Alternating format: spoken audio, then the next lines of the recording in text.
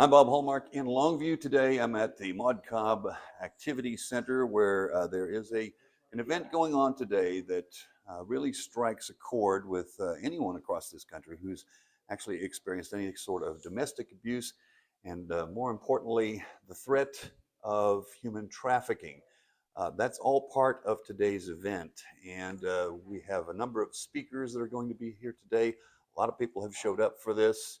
And this being October, being Domestic Abuse Awareness Month, this obviously ties into what we're talking about today.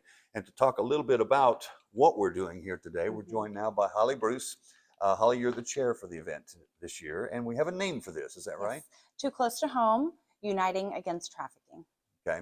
Tell us a little bit about what is this? I mean, Sure.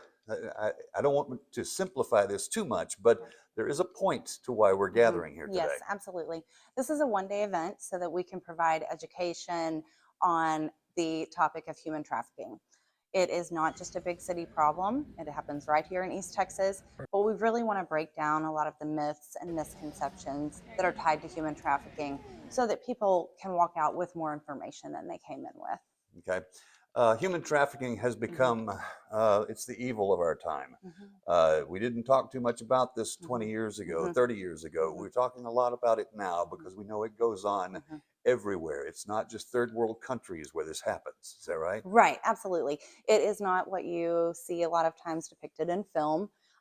It can happen just within families. It can happen certainly in small towns. And a lot of times the perpetrator is someone that the victim trusts. So they may or may not even realize that they're being trafficked. And so we feel the duty to arm our community with knowledge because that is power. Okay. Now, what's happening today is they're broken up into, I guess, several groups right now. And there are a number of speakers today that are talking about this very issue. There are subtleties in this. This is not just, well, this is a bad thing. That's not what's going on here. The subtleties are, here's how it happens. Here's the warning signs to look for. Tell us a little bit about what's being talked about today. Sure. Well, it's a complex topic, and that may be part of why a lot of us don't want to talk about it and say this is only happening in third world countries.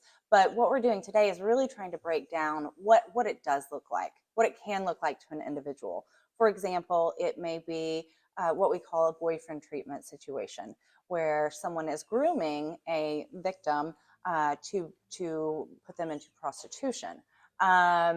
But acting like they're the boyfriend, and the victim may truly believe this person loves me. And so there's a lot of manipulation and deception and coercion that goes into it. So we're really trying to break that down to see what that looks like so that people have a good understanding of that. And it has come to all parts of this country. It's not just the major metropolises, the small hamlets, small town America. This happens. Right. There's perpetrators everywhere. There are people who want to exploit other people everywhere. So absolutely, I would say it's probably proportionate to your population size. So there are more cases in Dallas or Houston than here, but we have a smaller population. So it is certainly happening here as well. But this would be something that certainly, it has to frighten everyone who has children in this country, which is a large percentage of this country. Anyone who has children, if you think this is something you don't have to worry about, this is why you're doing this today. This is why you want people to understand what the warning signs are. Right. We really want parents to be aware of who their children are communicating with, particularly in these days of social media. There are a lot of benefits to social media, but there are a lot of dangers. And when we don't understand different apps or programs, we really, really need to be aware of what our children are doing. That's where we want to provide that education so that everyone is watching behaviors, vulnerabilities.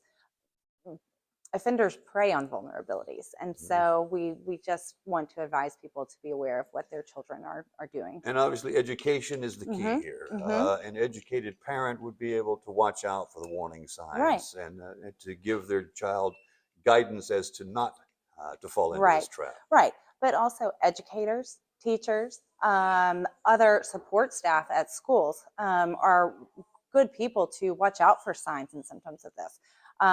So withdrawal and things like that among our youth, it's we really have a good opportunity for those individuals to provide education to them so that they can say something and call attention to it. Okay. Now, if Holly looks familiar to you, she should. Holly is the Chief Executive Officer Mhm. at the Women's Center of East Texas. Yeah. What your work obviously is very important, and this Mhm. ties into your work Mhm. as well. Mhm.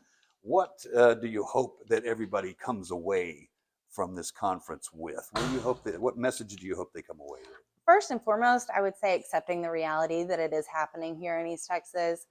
Secondly, I believe knowing what resources there are for victims to reach out to.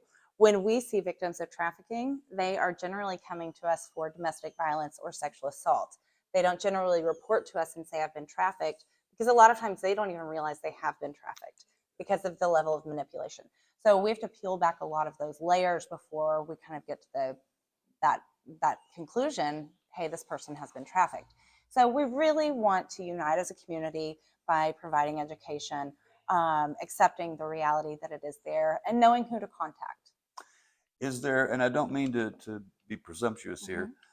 but I'm guessing you want to educate people before they get to that point of no return. Absolutely. So, the Women's Center, we really do focus not just on intervention. So, after somebody has been victimized, we certainly provide services. But part of our job is being out in the community, providing education to prevent things from happening, to prevent violence, trafficking, sexual assault. And so that's really kind of our twofold, those are our twofold goals in that. So that's what today's event is about. We hope to provide some prevention through knowledge. All right, Holly, thank you very Thank much. you. All right. And we'll have much more on this story tonight on KLTV 7 News. For KLTV Web Extra, I'm Bob Allmark.